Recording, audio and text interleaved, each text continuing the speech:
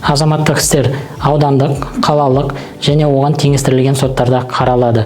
Теңестірілген соттарға экономикалық соттар, кәмелетке толмағандардың істер жөніндегі соттар және әскери соттар жатады.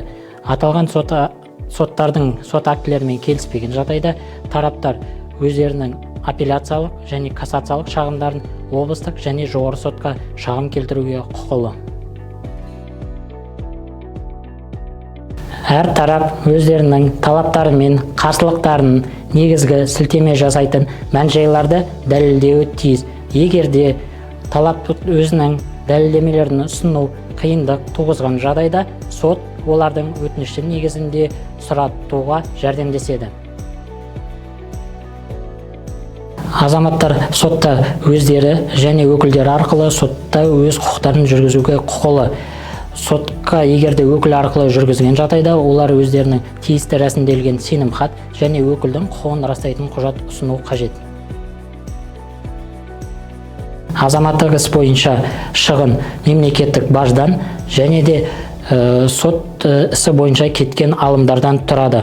Оған куәларға, сарапшыларға және де мамандарға төленетін сомалардан және де өкілдерге өкілдің көмегіне келінген сомалар және де заттай дәлелдемелерді сақтауға және де іс бойынша сұратылған хат хабарламалар жолданған соларға кеткен шығындардан тұрады.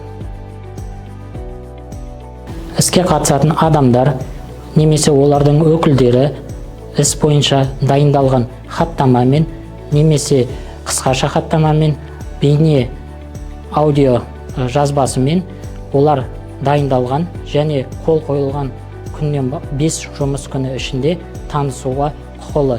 Егер олармен келіспеушілік болған жағдайда, олар 3 жұмыс күні ішінде оларға ескерту енгізуге құқылы.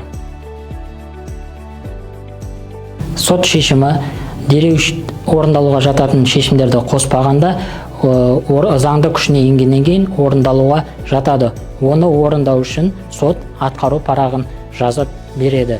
Кейін оны жеке тұлғалар жеке сот орындаушыға немесе мемлекеттік сот орындаушыға жолдауға құқылы.